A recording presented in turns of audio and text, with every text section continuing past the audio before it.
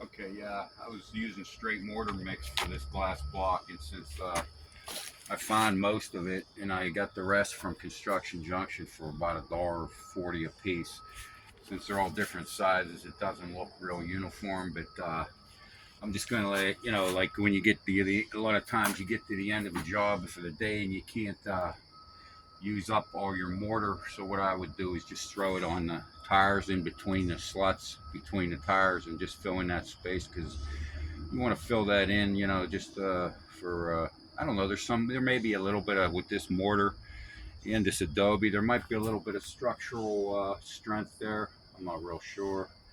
Probably not that much, but it does make it look the appearance look better. You kind of like disappear the tires.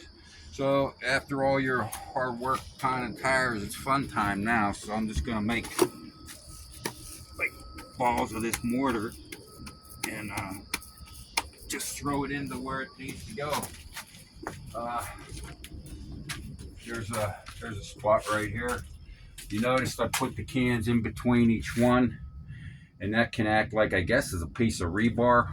The cans actually act like rebar, and I'm just gonna throw this in and get it real tight. Get it the best you can, and then you fill it in. Try and get that cardboard above the tire that's in between. Want to fill that in. So since I didn't have enough for that, I'm gonna make another little ball to go above that to fill that cardboard that's the tire above where I just threw it. I'll get a little more ball, and you want to learn how to do this, of course, I recommend going out to the Earthshed Academy and learning it from the professionals because they're the masters and they really got to know how to do it. But I noticed their students, they would put little divots in it like that.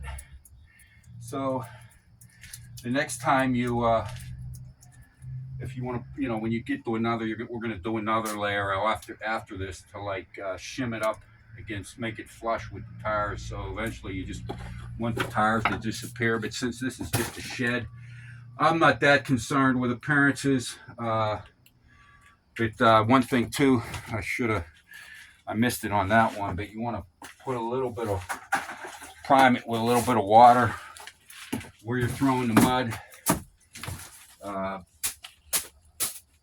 helps it stick a little better. Yeah, these cans, they come in handy. They fill in space also, so you don't need as much mortar mix, or actually we're doing adobe now.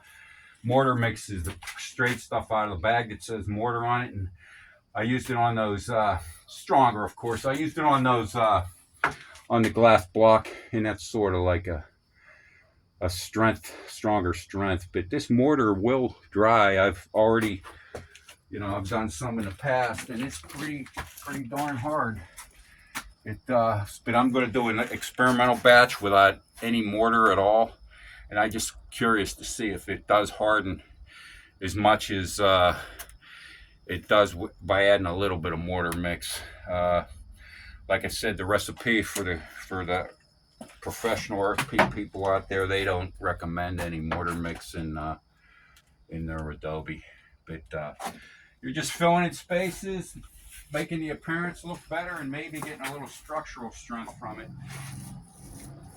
And you just go down the line. It's easier for me. I was going vertically for a while. I just wanted to get it flush for those glass block.